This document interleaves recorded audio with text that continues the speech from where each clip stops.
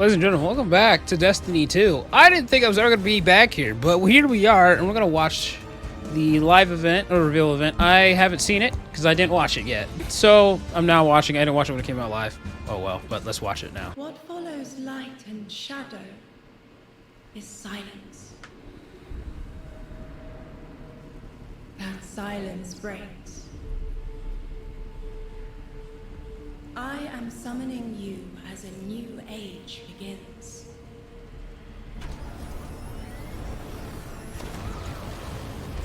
I see sapient life turn to each other. They remember how to look to the stars. They remember curiosity. They remember how to thrive. But they have forgotten.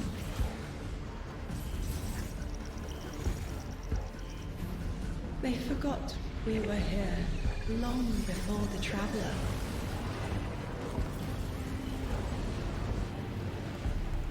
They forgot that they need us. But they are fated to remember. I will remind them. I'm sure you will. But not through me. Find someone else. Oh.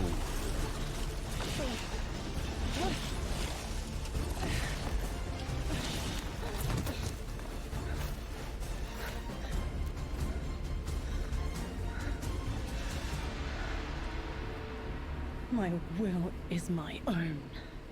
Oh snap. Okay. Destiny, the edge of fate. Deal with the 9. Alright. All right, everyone, hello and welcome here to Bungie HQ in beautiful Bellevue, Washington. We have got an amazing stream lined up for you to tell you a little bit about the Edge of Fate and the future of Destiny 2 as well. My name's Andy. I work on the social media team here, but no need to worry. As always, I am joined by some of my amazing colleagues here at Bungie to share some of the finer details of the stuff that we're going to be getting into today. So, how about we go ahead and get into it so we can show you what we got. Starting first with this gentleman on my right and to your left is someone that you've probably seen if you've tuned into our streams before or Vidocs, the one and only Mr. Robbie Stevens, Assistant Game Director here at Bungie. How you doing? I'm doing great, Andy. It's always a pleasure to spend a day with you. Yeah, it's been a nice time, honestly, hasn't it? Yeah, well, always. To that end as well, for anyone that doesn't get to hang out as much as we do, can you tell everyone at home a little bit about yourself and what you do here? Yeah, sure. So I'm one of the creative and game directors for the game. So that means like I'm a vision holder and I work across the entire Destiny team with people like Allison and Dylan on the couch here to chart a new course for Destiny and a new future for the game, and just incredibly excited to be sharing with everyone today of what we've been up to. Yeah, can't wait. We've got a big show ahead, so thank you for being here. Yeah, of course. And of course, as we move, pardon me, right on down the line, someone who again has also had the good opportunity to join us on these streams as well, and is now firing some finger guns like a pro.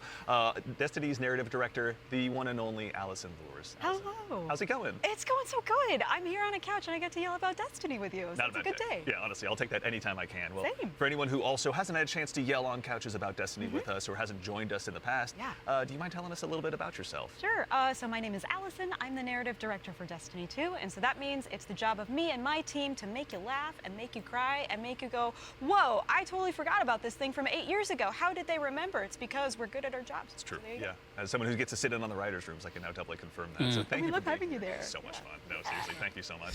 And of course, as we move right on down the line, the gentleman there at the very end of the couch, someone who is a friend to all Guardian kind, who's known far and wide, a member of the Destiny Global Comms team here at Bungie, Mr. Dylan Gaffner. How's it going, Dylan? It's going well. How are you, Andy? I'm doing so well. Thank you so much for Got to make sure to ask every time. I appreciate it. I need all the help I can get. Well, to anyone out there who may not have accosted you on the wild world of social media or is just somehow meeting you for the first time, do you mind telling us about what you do here at Bungie? My name is Dylan Gaffner, formerly community team, where we would go out, collect your feedback, translate it to the dev team, and then bring their information back to you, kind of be that middleman. Now I'm on Global Comms, so I'm going to be in more of like a puzzle piece organization stage of what do we talk about, when do we talk about it, why do we talk about it, and then just making sure we get the information out to all players. Yeah, well, we all appreciate it. Thank you for always being the voice of the player inside our hallowed halls. We appreciate it. Thank you. All right, well, now that we've kind of got the intros out of the way, let's talk about our new saga. Robbie, I'd love to start with you. What's up next in Destiny, and where are we exploring? Yeah, so our first expansion this year, The Edge of Fate, is the start of a brand new multi-year saga called the Fate Saga. And so we want to tell a story about something older, about the nature of fate itself. Are we bound by it? Can we fight it? Because before the Traveler ever arrived in our solar system, there was already space magic here, Andy. Yeah. And so ultimately, this is a story that we're going to explore one of Destiny's biggest mysteries and the foundations of the universe itself. You're talking about the Nine, aren't you? Who Yeah. told you? I think it's Subtle, How did I you know. guess? I'll Yeah. set you off. We did such a good job with this Really secret. buried that lead, didn't we? Yeah. Just a little bit. Sure. But I mean, to that end, so who, and maybe more appropriately, what are the Nine? Yeah, so buckle up.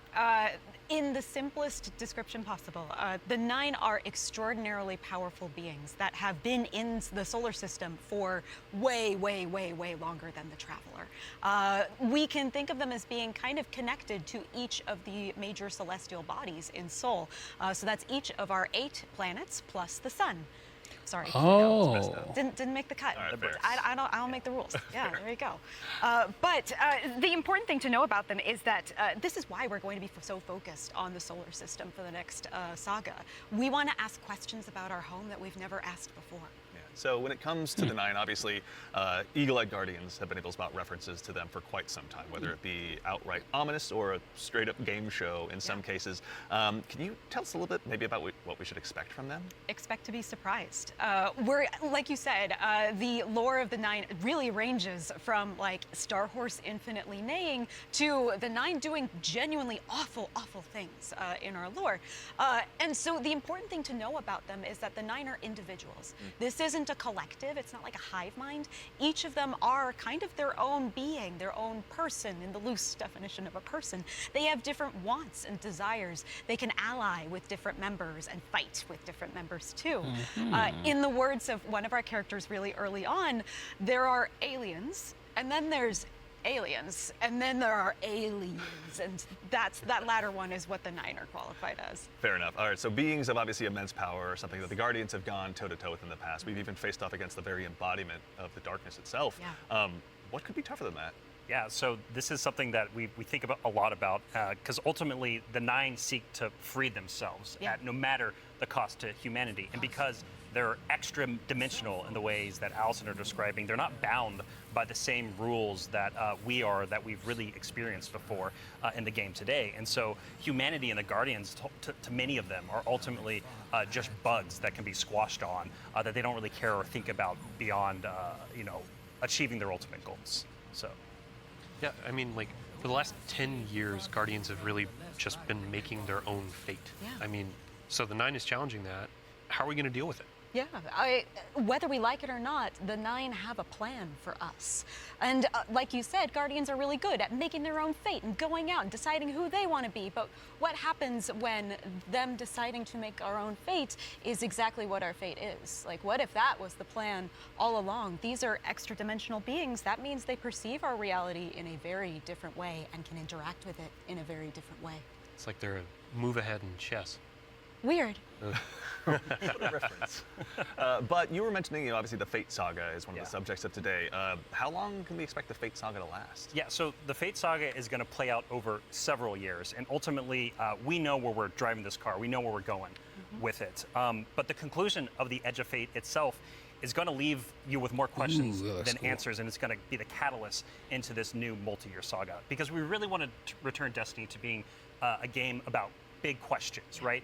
And so the way we think about this is about pouring jet fuel into the speculation engine of the game. So we're going to be revealing a lot of ideas, a lot of concepts, and many of them we're not going to be answering immediately, because we're going to be telling the story over multiple expansions, and we're going to be giving you those expansion beats more times than we have before in the past. And so the Year of Prophecy kicks off with the Fate Saga, and with it, humanity is now set on a collision course with this celestial pantheon of the system that has been here for a very, very long time. And so the Edge of Fate launches on July 15th. And then the second expansion of our Year of Prophecy is Renegade, which comes this winter. And then later in 2026, we've got Shattered Cycle and The Alchemist. It's a lot of stuff. Yeah. A lot of exciting beats. And so, again, the Edge of Fate is just the beginning of Alchemist. this long journey. That's of gonna this- be of this crazy. awesome vehicle we're all jumping into and driving together, and it's going to take us to some new places. That's exciting. So, with regards to the Edge of Fate right here in front of us, you were also nice enough to bring the class something today. You've got some gameplay with you, Oh, right? yeah, we got some clips. Oh, yeah. Yeah, we should, Really? show those off. All right, Let's tell check it me. out. Let's check it Like out. the present. Give me Check back it into out. Destiny. Let me. That's a train. Observe, connect, conceal. Guardian, I had a vision. Conform, comply, return. They just wanted to show us disasters. Observe, connect, conceal. I'm not human anymore. Return, conform, comply. No one else should know what this feels like.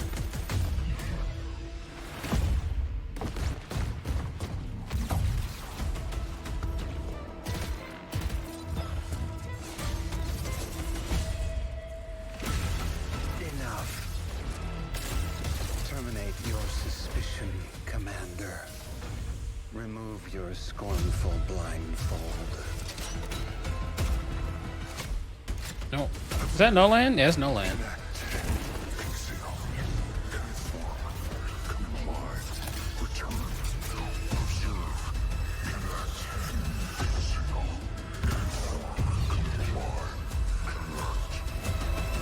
Return.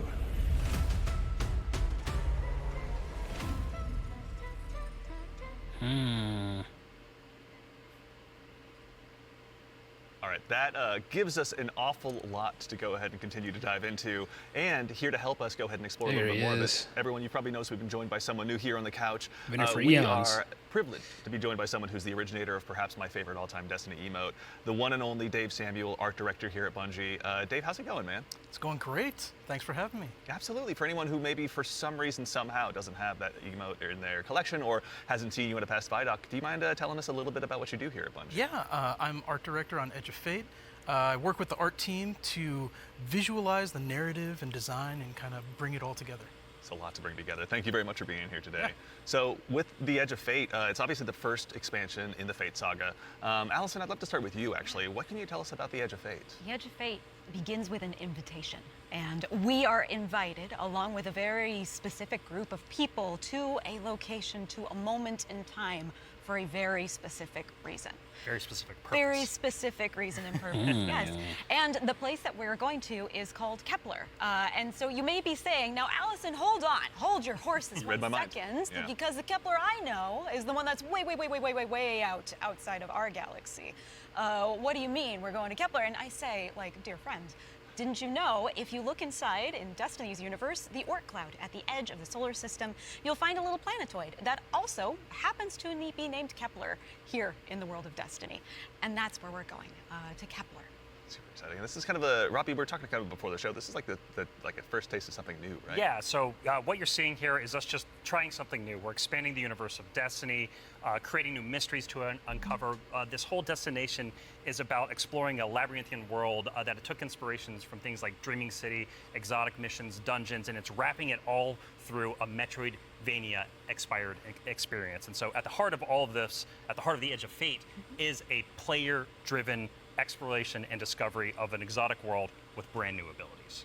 So actually to even just I maybe hear dig brand a new little bit deeper, like abilities. how is the Edge of Fate going to be different from past expansions that we've made for Destiny? Yeah, so at the global scale, when we're thinking about expansions in the Year of Prophecy and the formula of Destiny expansions going forward, first off, we're doing 2 expansions a year instead of just 1. And think of each of these expansions as a little bigger than something like a Rise of Iron from D1. And so both of these expansions combined Now are we're going to talking. be even more expansion content than we've done in the past. And That by gun delivering 2 sick. of them a year, we're upping the pace of it major a pulse? world and story events that really matter to players and are going to be is pushing pulse. the Fate saga forward. And so we're trying radical new things with each of these expansions. And so alongside this new destination of Kepler, this exotic world that players will explore with brand new abilities, we also have world tiers. And world tiers allow you to take on a higher level of challenge on the destination in order to extract some of the best loot within the release. But what's cool about world tiers is as you play through the mainline story and you play through the first couple of world tiers, you're going to unlock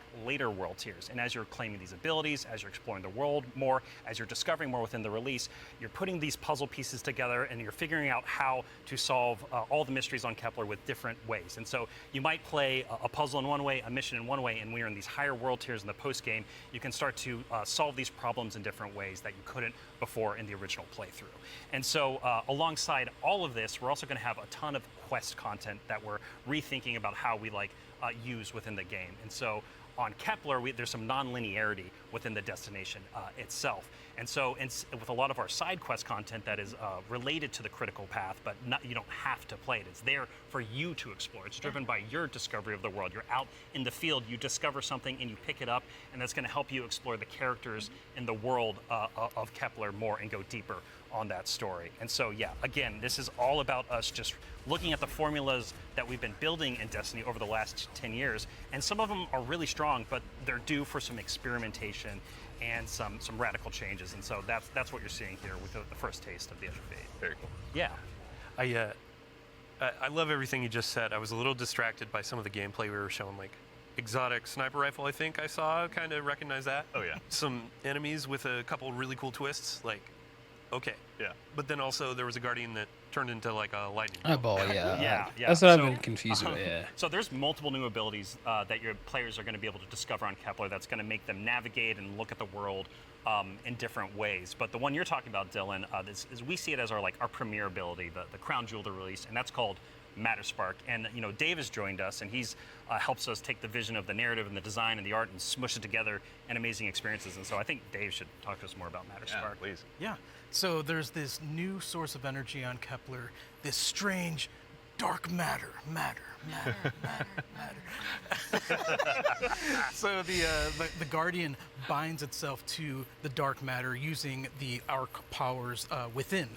You can think of the dark matter as like a medium, and the arc as this catalyst that will allow you to completely change form. Transforming into Matterspark lets you squeeze into tight areas, race around areas, jump over stuff, and it also allows you to turn into this basically electric rolling ball of death, jolting and shocking enemies that come across your path. So obviously, one big part movement, one big part combat, but I mean, even just in addition to that, to look a little bit, wider, like how did the Matterspark Ball kind of influence the world that we're going to be inhabiting? Yeah, the team really had to rethink what it means to build a destination with these abilities in mind. A simple hill becomes a ramp to get to a new space. A crack in the wall, it basically will reveal a whole new area to explore. It's also a new way to engage with enemies. Instead of taking a bunch of enemies head on, you can find a Matterspark pad, transform, turn into this electric ball of death, and then just start racing around the arena, dash over their heads, and flank from behind, and then really give the House of Exile on Kepler a bad day. As well we should. It's a good day for us as well. So what are some of the other Kepler abilities that we'll be able to unlock while we're out there as well? Yeah, so each of these Kepler abilities are a mix of dark matter and our Guardian's powers. So we have the Relocator Cannon, which is this new fallen dark matter tech mixed with void. This is going to allow you to bypass laser walls, use these cascading relay networks, and just basically teleport around the world. Another ability that we have is Mattermorph. This is dark matter mixed with strand, allows you to manipulate the environment. You'll be able to basically push and morph and move geometry to create bridges, open up doorways, and then also reveal secrets and new opportunities. Yeah, so what's really important about what Dave is describing, and when we were thinking about building this world, it was all about hey, here's this new tool to navigate and see the world in a different way and solve little puzzles and mysteries throughout the missions, the free roam, and the quest content, and beyond. But also what was really important to us is that we lean into Destiny's first-class ability gameplay. And so with Matterspark, like Dave is mentioning, you're jumping, you're dashing into enemies, enemies to destroy them. You're doing giant explosions with them with the Relocator Clan, and you're just blowing everything up with void explosions and Graviton Lance style like little seeker projectiles. And then what's really fun about Mattermorph is you can just be like throwing these strange shurikens basically to just like delete an encounter before you then like start to morph the environment around you and move to the next area. And so it's just really exciting I'm incredibly excited about watching players just like solve puzzles and fight encounters in ways that like we don't even expect yet, and see how they take on the destination. And just like I really want to emphasize, you're going to be upgrading these, and when you get into especially the post-game experience, it's going to unlock, there's something unlocks with Matterspark that really changes the way that you can play through the entire destination. Yeah. So when we're talking about dark matter, Yes. we have darkness abilities like Strand and Stasis already. Like, how is dark matter different? Yeah, so dark matter and darkness are two completely separate things. They're completely different things. But dark matter does exist in our world. In the world of Destiny, we know it as being tightly connected to the Nine. It's what the Nine are actually made out of. In our world, dark matter is invisible. You can't really see it. And it wouldn't be very fun to make a destination where there's an invisible thing that you can't actually see. So lucky for us on Kepler, there's a bioluminescent microbe that allows us to see all of this substance that's impacted this world so much. It allows us to see how it's impacted the plant life, how it's impacted the behavior of the peoples that we're going to encounter. And we can see how it has been able to bring these things that are kind of unstuck in time into this current location. I do have to put on my drifter hat for just a second and, like, what does it smell like? What does it taste like? Yeah, I was going to say smell. dark matter smells and tastes like bleach and math. Well, Cannot wait to get okay. that chip flavor. Yeah. Get it with a sandwich today after. It's zesty. Yeah, it's pretty good. Actually, so on the topic too of stuff in the trailer as well, we heard someone talking there. Can you tell us who that was? Sure, that was Lodi. Lodi is a new character that we're introducing in Apollo. Not in Apollo, we're introducing him in the Edge of Fate. Yeah. I want to give a special shout out to Brian Villalobos, who portrays Lodi and does a spectacular job. This character is fascinating. He's kind of a fish out of water, but the fun thing about tropes is to kind of put a twist on them, right? So what if that fish that we pulled out of the water was the most qualified fish to be pulled out into the air? Down for anything. It's down for anything. Yeah. And what if that fish was kind of made to be pulled out of the water? I don't want to give away too much because this character is way more fun for the players to figure out what his deal is. But I will say that Lodi is very, very far from home. Very fair, very exciting. So, I do have to call out too, before we started this, you and Robbie were talking about how Lodi is like a notice me character. Oh yeah. Robbie wanted a senpai. I did. Yeah, I wanted someone that I just wanted to spend a bunch of time with on this new adventure we're going on. Yeah, a friend that we can look up to. Yeah. Yeah. Right, yeah. Notice me. Notice Notice me me. Lodi. Yeah, of course, He it will, writes he will. itself, or rather Allison does. So with regards to the characters as well, so is it a whole new cast of characters in the Edge of Fate? No, we're going to see some new faces like Lodi and other characters, but we're also going to see some familiar ones too. Ikora is here. The stakes are high enough that she's here investigating what's going on. And as it turns out, in one of our major mysteries, she's kind of at the center of it. She was invited here, as was Lodi, same as we were.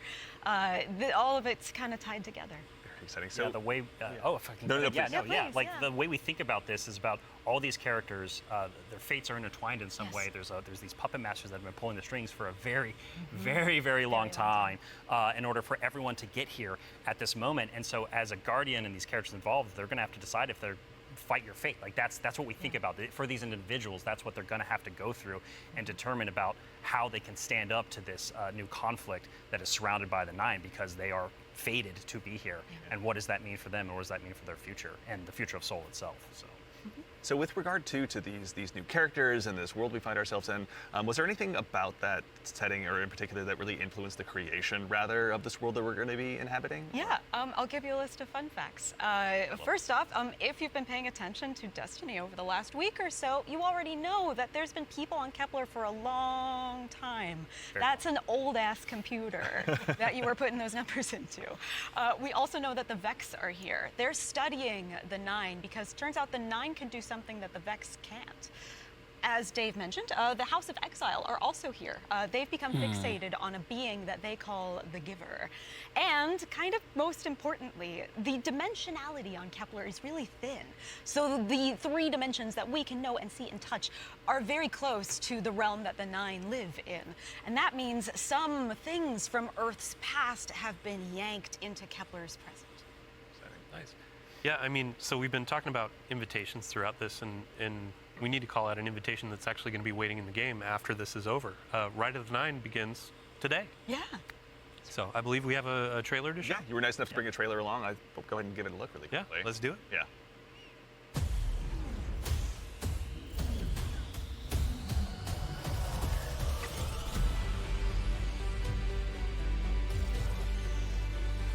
Three dungeons back in. Oh yeah, these.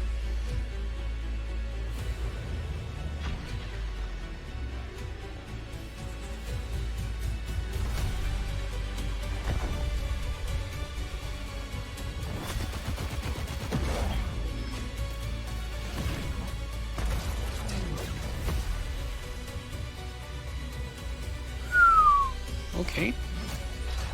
Oh, probably like a depth version to that. Oh, new glaive.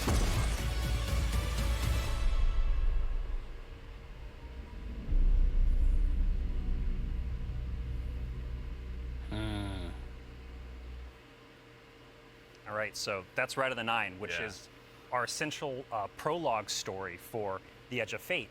And these 3 dungeons that are featured in this event are free for all players starting today.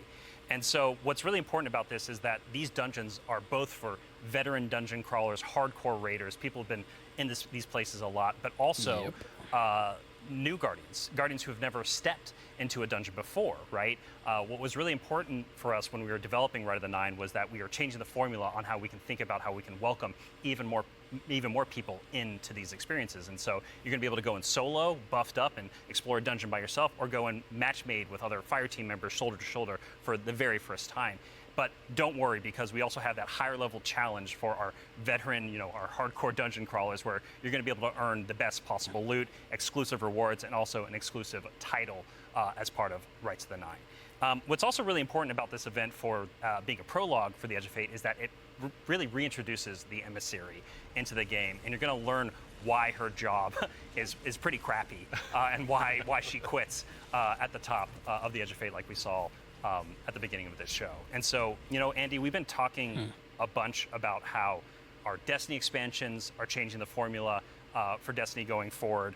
So now I think it's time for us to start talking about how the core hobby of Destiny is changing going forward. The day-to-day of playing Destiny, week over week experience. And we've got someone else on the couch here to help us talk about that. We have an expert in that very subject now who has gone ahead and joined us on the couch.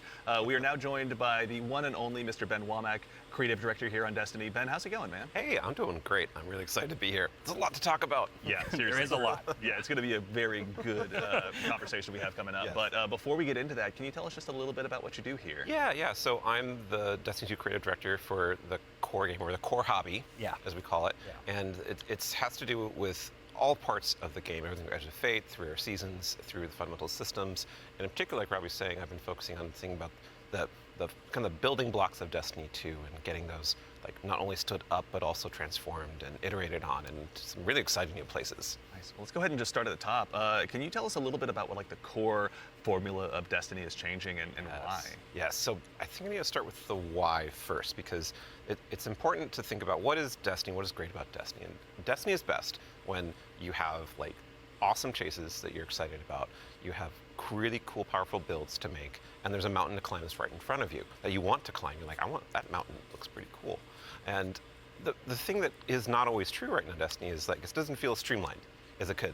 Players don't have as much agency. We want to be player driven, we want to be more rewarding than we are. Because right now there are barriers to playing Destiny in the best way. And those barriers are insurmountable sometimes. So think about that whole picture of, okay, what is the Destiny that we really want, that has been in the past, that we also want to get back to, and where we want to go for the future? That's where all the changes you're going to see have started, at their inception point. So it's a big piece of the pie. Massive updates coming across so many systems of the game, and we're just getting in, digging into the surface. Yeah. Okay. I mean, to that same end, then, how are we making it easier? Pardon me, to go ahead and just get straight into the fun. Oh no, of let's Destiny? do it, because that's exactly what we want to do. And the first thing you're going to see when you log into Destiny with Edge of Fate, you're going to log in your character and see your ship in orbit. It's going to say, it's not going to say Open Director, it's going to say Open Portal. And the portal is our new front page of the game. We're trying to get you to the fun as fast as possible and as few clicks as we can. We even have Edge of Fate there in the corner, so that it's right immediately there. No fumbling around with the map to get to it, really. And we're also taking other big parts of the game, the ritual game and for seasons, and putting them into these ops categories. So the idea is that we're having these different ops for different moods.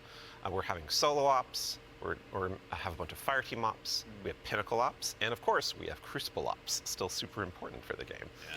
Good old I Crucible. mean, to start up at the top, can you tell us a little bit more about what solo ops? Oh yeah. entails? So solo ops is exactly what it says on the tin. It is a bunch of activities that are made for solo players, and the conception point of that was we want to make activities for players who have a smaller amount of time that they want to play in, and they don't necessarily want to have dependencies on other players, but they still want to get in there and play for 10 to 15 minutes and get some real progress. Yeah, get some loot. Yeah, get some loot. Yeah. Get some loot and get your character forward and feel like, yeah, no, I played some Destiny, that was great. And even if you don't feel like playing with other people, that's fine, because we have an activity type that is designed for one player.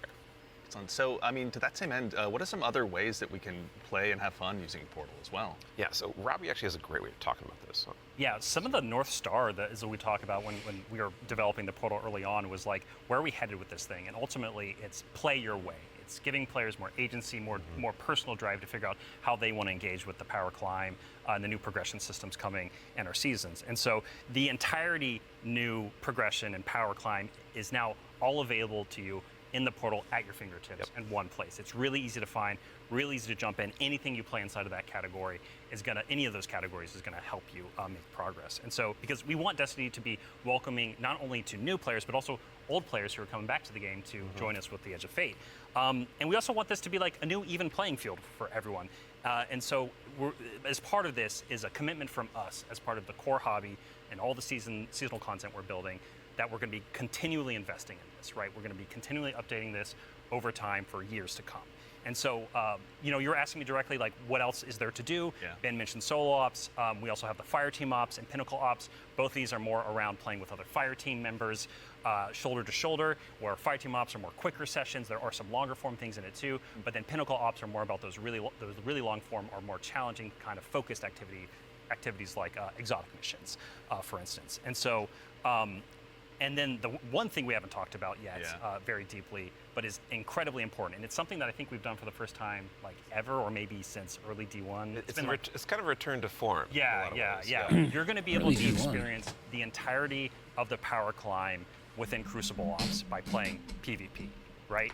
So this means you want to be sweaty, Andy. Yeah. Which I know I you, do. Dylan, too. I know you're that way, right? I know both of y'all. If you want to put the sweatbands on, you're going to be able to play the entire experience in the season here and earn some of the highest tier loot that's also available in the game. I have to say, this is super exciting, because my player type or other folks out in the community, they want to go in, they want to jam on PvP, but then their friends invite them to do a dungeon or a higher tier activity, and they're like, oh wait, I need to grind a long time to get up to power. Now, through PvP, they can get up to power, and you can just bring them into that PvE experience and have a fun time with each other. Yeah. So. That's honestly how I primarily played D1, so I'm really looking forward to that. So it sounds like the core, obviously, of what you guys are talking about, play the way you want to play. It's at the center of all of it. What if I really want to challenge myself, push myself? Oh yeah. Yeah. That's important to us. Yeah. So That's important to us. well, death, but also success. Yes, and that's true. from it, That's right? true. Yeah. Yeah, and so we really want to give agency. That's that's one of the things. Player driven towards loot and challenge. And so we have a really hugely expanded activity customization system. We have a lot more difficulty levels, and we have a ton of new modifiers. We have 50 new modifiers along with all the old modifiers that we've released in the past that are going to make this big curated web of options for you to experience any of the PvE content in the curator. And so, we have Banes, not just old Banes we have, but new Banes as well. We also have boons to help you get advantages in your activities and for your build. We have challenges and trade-offs. And the fun part is you're going to get these different combinations that are available, and you're going to then make a mix that's actually going to change the way you play and be pretty interesting, and sometimes be the way you prefer you play. There's a new boon called Grappler that I personally love. It's kind of my preferred way to play, where they give you 3 grapple grenades, replacing your current grenade. You can't do the melee, but they recharge super fast. So any build you want, you could now Spider-Man around any map. It's actually super fun. It's so fun. Yeah, and I mean, like, what's at the heart of what Ben is talking about is what we kind of call the virtuous cycle, right? Where you're going to be crafting your build, tinkering with the activity, looking at like how you can earn a higher tier of reward by taking on a higher challenge. And as you earn better loot, you're looking towards that next mountain to climb just ahead of you all the time. And so this is really about how far you want to push yourself upwards within the portal itself. But also, we also are thinking about the people, and that's the depth, right? That's the depth of the challenge that we're talking about. That's also, but we're also thinking about the people who don't have as much time to play with like solo ops, and also if you're scared of modifiers or you're scared of customizing these activities. Or you just don't feel or like you don't it feel like today. doing it. Yeah, that's a great way to describe it. Thank you. We have a bunch of quick play options, right, Ben? Yeah, quick play options, and we actually have matchmaking and fire team ops. Oh, and, yeah. And we have fire team finder. And so you're able to like really choose kind of what you're in the mood for. Oh yeah, we technically have matchmaking across every activity that exists. Except for solo ops, because that's solo. Right. But yes, Yes, otherwise, but in the fire aside teams from or that pinnacle one. ops, it's everything. Yeah, you'll have options to play by yourself or with other people. Oh, actually, a really fun part is you can play a strike by yourself as hard as you want it to That's now. true, yeah, Which is yeah. really fun. Yeah. Well, you're talking about like all the different boons and combinations. I think at one point you were saying around 50 or something like that. Those 50 new apply. ones. 50 new ones. Yeah. So it's like you can take those into solo ops. Like we're talking about this being kind of leisurely, bite-sized activity, but if you want to take it and say, I don't want Weenie Hut Jr., I want like esoteric level solo hardest thing in the world, like you can kind of customize and do that. You can just do it from the very start if you really want to. Yeah. And Depends on how deep you want to go. Yeah. Really. yeah, and the point is that you're going to like stretch that far, and we want the reward to feel like wow. Yeah. Yeah, you want to feel like as you're pushing yourself, you are rewarded for it. That is something that's really important to the vision here for the portal. Yeah. Rewards, huh? Rewards. There are a lot of rewards, aren't there? It's funny you mentioned it. Yeah, we've got Banes, boons, modifiers, but let's talk about gear for a Where's the little bit. weapons, the armor? What's changing about loot and why should Guardians care? Yeah, so like talking about chases and mountains and builds, like gear's at the center of all of that. And we actually have 2 giant gear changes I'm gonna like put in 2 little buckets for us to talk about. Yep. The first one is Armor 3.0. And the next one is gear tiers. And so like talking about Armor 3.0 first, we are probably making the biggest change ever since Shadowkeep. It's around huge. the system. It's yeah, enormous. It's a huge change. Yeah, so like we're adding set bonuses, which is a long requested feature for all the new armor that you're going to be able to get at Edge of Fate launch, and we're redoing all the stats on armor. They can now like exceed 100. Go beyond 100. Go beyond 100 for extra bonuses. Oh, dang. And we're going to every single piece of new legendary armor that drops is going to have all the energy filled in, so you can build crafting right away, and it's going to essentially like. There's more features actually that I could talk about, but I don't think I'm allowed to yet. Fair. Well, something that we can talk about too, you mentioned gear tiers as well. Yeah. Let's talk about that a little bit. Yeah, so gear tiers are very exciting because every single legendary weapon and armor that you can get is going to have 5 gear tiers, starting from 1 going up to 5. And like we have a 5 tier 5 piece of legs armor on the screen right now, and you can see that like this is like looks really cool with iconography, but it also has a ton more stats. And oh look, what's that? Yeah, what's going on with the energy there? Yeah, the energy. Ben? Yeah, that energy says 11, Ah, and that's it's true. 11, yep. It's not a typo. Like energy is going to 11 for the higher tier armor, and so if you want that for your build crafting opportunities, it does like give you some new options you never had before. You're going to have to challenge yourself to get more higher tier armor and keep on going to get yet more higher tier armor to get those options. Yeah. And this is also not something that's just relegated to armor, right? When it comes to weapons, they're obviously getting their own refresh as well. Yes. What's Destiny without chasing some? You read Hot my mind. Yeah, Yeah, weapons seriously. are part of the player identity. You know, some people like have a gun that Good they old love. Ace of Spades. Fashion, and then you have gunplay, That's right? true, though we do have fashion for your guns a bit. Hey. well, so because once you reach tier 5 for your legendary drops, you're going to be getting tier 5 weapons, and those have unique shader treatment. It's like essentially a completely different look that's going to immediately identify it to you and others that this is the highest tier gear of this drop that you can Jeez. get. It's going to show on the weapon. It's going to show Holy, on the icon. It's okay. even going to show when you kill enemies with that weapon, because there's unique kill effects for tier 5 weapons that you can Ooh, sick. turn on or off if you don't want it, but Nah, your leave it gameplay on. will like show that the weapon that is being used is like the highest tier you can get. Yeah, Giver's Blessing, which I think we have on screen right now. This is one of the Kepler auto rifles, and I cannot put this thing down. it's so good. Yeah, when we're playing through the Edge of Fate right now, and it's what's really exciting about it for me is that like when you see that tier 5 drop, like you know immediately that's better than like a tier 3 or tier 4 weapon that you have, right? And I think that's when we talk about making Destiny easier to just jump in, find the fun, make it accessible, but also create more depth. Yeah. You know, this is what we're thinking about. It's like how can we just make immediate, like you understand, like okay, this is probably better than the thing I have right now, depending on what gear tier it is. Yeah. I mean, that's a good example of how much time and effort is being put into these game systems to make them more like approachable. Change can be scary. There's a lot of change that's about to come to the game. We're Armor 3.0, we have so many new boons, we have a bunch of new stuff. And after 10 years of Destiny, this is going to flip some stuff on its head. So, I mean, we're going to have a bunch of blog content. We're going to have interviews with Robbie, with Ben, with more folks across the team that have been working on this. And then we'll also be elevating our creator community when they're creating guides, all that kind of stuff. It's going to be a fun time. But ultimately, a big shout out and thank you to all the folks that have been coming into our studio, giving feedback early on some of these systems so they can be more approachable. And we're looking forward to all the feedback that's going to be coming after launch, too. Like, this is, again, one of our first steps into something, and then the community and we are going to build something amazing. Yeah, and I can't stress enough how much feedback we've gotten from the community summits we've been running over the last year for the Edge of Fate, and just people reaching out to the community teams and others to us. Like, your feedback is invaluable. So, like, seriously, like, thank you so much.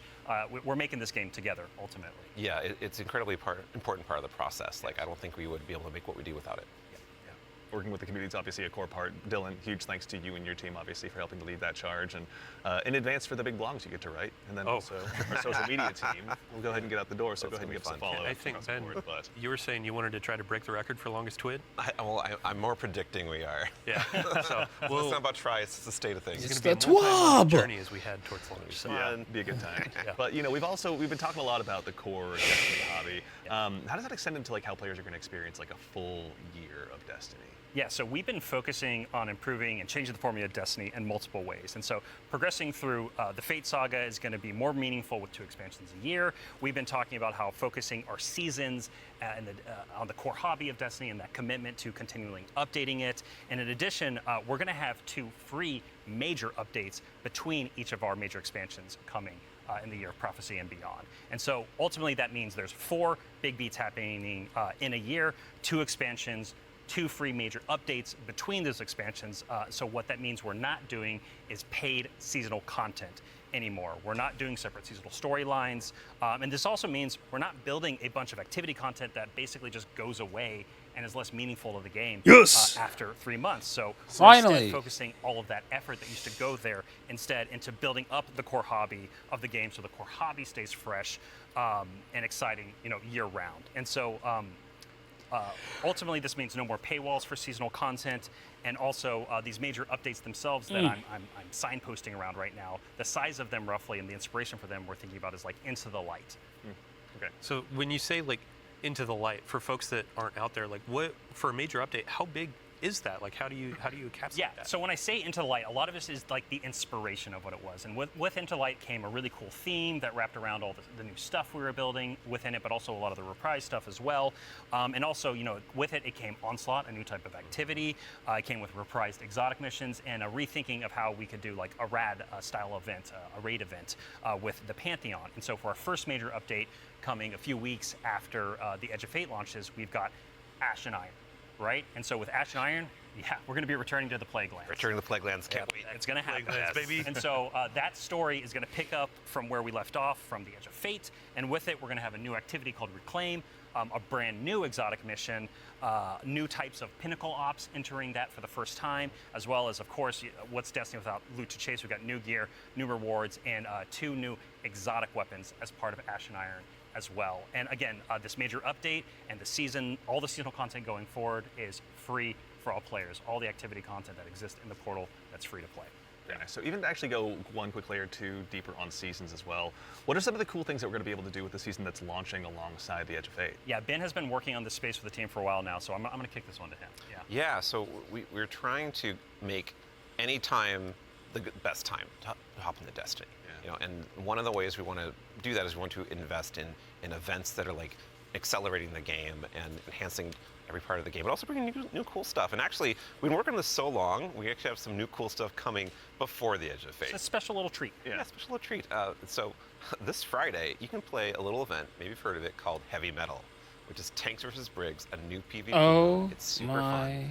I would kind of wish I was playing it right now, I'm not going to lie. But the thing that people at home don't know is we have a new reward. That's a unique thing in Destiny if you invest in this event, if you go and play. And it is a free-to-play event. So this reward is free to play. It is a new combat vehicle that goes in your Sparrow sled, combat Sparrow, if you will, called the Griffin. And this is a really cool, like, combat-ready vehicle you can take anywhere you can summon a Sparrow. You can summon it and use it to fight your enemies and just have a really good time. There's some it's really got cool, guns. there's some really cool build crafting things. I with mean, this that would be vehicle. fun. I don't want to spoil it right now. Let people discover, but I'm super excited for it. They all thought they were Okay. gonna ride those skimmers forever. Yeah. Well, I mean, we've been saying like, what was it? Skimmer is Flash, and the Griffin is Splash. Hey, there we go. Yeah. The dad joke quota has been met. We got to get one in. Absolutely, yeah. But that's not all, right? Man, like, you've got more for us, don't you? Oh yeah. So like I just said, there's more events that Yeah. we're making. There's one that's going to happen right after the launch of Edge of Fate. It's called Arms Week, and it's a 1 week long event, and you're going to be focusing on one weapon archetype in Arms Week whenever it comes around. And this one is going to give you a new legendary weapon of that type. It's going to have some volatile mods that are there for the week that are going to be super interesting and fun to play with, and some focusing you can do. But there is a problem when you say this event is going to be about weapons and about using them. Yeah, you got to have a place to test all that out. Right, and Yeah, so I mean, I've been doing that in EDZ this whole time, and I'm Sure. the rest of you, Those poor dregs. right? Yeah. But there is a new way now. We have a new feature, a long-requested feature that is being added to the game with Arms Week. Is it the shooting Practice range? shooting range? Okay. The shooting range is being added to the tower. It is a now permanent addition to the game with the launch of Arms Week. We're not taking it away, and you can go there and you can try out everything in your kit, everything about your build, with all sorts of simulations of different kinds of enemies Oh, and sick. situations, and it's all real damage numbers. It's like It's even got a scoreboard it's even got a for scoreboard you right there. and your fire team. Yeah, your whole raid team can go down into the shooting range and try out, like, see exactly how well you're going to do for some kind of boss at this range or I was with gonna a say, yeah, strategy. who can do most of the damage, right? Yeah, well, you're finally going to know. That So we have a rally flag. It's not just a shooting range. Like, you can go beyond the firing line and use your abilities too. Yeah, you totally can. And like, if you wanted to, you could even take in Prismatic and pop Transcendence and try that out. And well, I think the reason why we're not seeing that right now is because it's a Titan. Yeah, it's a good soldier. Yeah, they Standing on that firing line. yeah, staying on the firing line. All about building that line and standing. Yeah, exactly. A lot of theory crafters are going to have to go ahead and have some upheavals to their Google Docs, I'm guessing. This will be a really good tool. Like, as we're adding all of these different systems with gear tiering Bing and all that, bang. you can go in and check those damage numbers in real time. Like, how do my stats change? How are these different gear bonuses going to affect my gameplay? You can see it in the tower now. Yeah. Yeah. And while we're talking about weapons, Oh yeah, well one you Come thing, on. right? Yeah, no, there's one more thing. I know Yeah. you're excited. So, there's more events. Of course, there's more events, and the holiday events are coming up. Where Solstice is right around the corner. It's as well. summertime, right? It's Yes. summertime. Summertime is Solstice time in Destiny 2, and Solstice has some really cool twists and such. SRL? that we're planning, but I'm not going to talk about that right now. I want to show you all the new hollow foil treatment we have for Solstice weapons. So here we go. This is the hollow foil treatment for Solstice in 2025. It is so it's good. amazing every time I look at it. Yeah. It is an ocean, On a and gun. the line. Yeah, we put the ocean on a gun. How did we do that? It's beautiful. I love it. And any kind of weapon that drops for this event can have a hollow foil. Yeah, no so it matter could be a what tier the 1 or tier 3. Yeah, Yeah, any exactly. weapon can have a hollow foil. Yeah, when we're playing through the the tier 5 hollow foil. Ooh. Like that's gonna be a chase. Our other events will also have hollow foils. Yeah, like Arms Week you're talking Arms Week about. will have its own hollow foil treatment. Like every event, a major event we have will have a hollow foil treatment. The holidays will have their own kind of special one, but yeah, Arms Week will have their hollow foil drops that you can farm as well. super exciting. No, it's going to be a good time. I'm going to have way too much stuff to chase down, so appreciate you guys putting all the hard work in. Yeah, I'm obviously, for getting that. back at it, looks but, like. I believe one more thing. Yeah, I mean, we've been talking a lot about here are the free updates coming to Destiny, the portal, a bunch of different stuff, Edge of Fate, but we also have another expansion, and we need Allison back on the couch to talk about Right, it. yeah, Allison. She's the best one to talk Yeah, There we go. we've got something very exciting, and so once Hey. again, Allison, thank you for taking the time to join us today. We appreciate it. Of course. I'm so excited to be the one more thing. Yeah, it's a tradition around here, so we're glad that you could obviously go ahead and lead us into this one. But, as Dylan mentioned, we've talked about the Edge of Fate, but this is the first year we're going to be doing 2 expansions Yeah. over the course of a year. can you tell us a little bit about Renegades? Yeah, so we're going to have a dedicated reveal for Renegades in September alongside our major update, Ashen Iron. But earlier we were talking about how sometimes our formulas can constrain us from experimenting and innovating. And so in that spirit, Renegades is going to be very different from the Edge of Fate. What I can tell you, and we'll talk plenty about it later, is that we're going to be experimenting and innovating with activities, with social mechanics, and more. But more importantly, I want to talk about our inspiration. And so I have to kind of tee it up first. So Renegades is going to be a Destiny, like definitively Destiny expansion. This is part of the Fate Saga, and it's going to push it forward in important ways and introduce characters that we're going to spend time with for years to come. It is an essential Fate Saga story. Where's my new Cade? And it's an homage to a universe that has inspired Bungie from the start. It's a universe that all of us here on the couch grew up with, as well as everyone else at the studio, is and millions of you back at home too.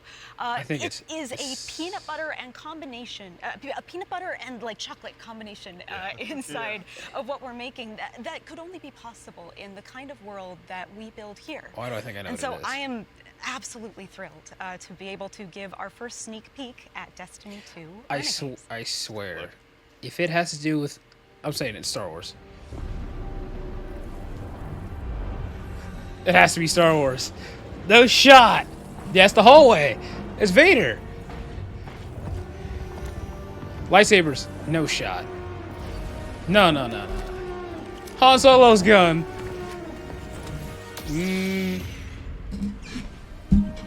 Oh, shoot.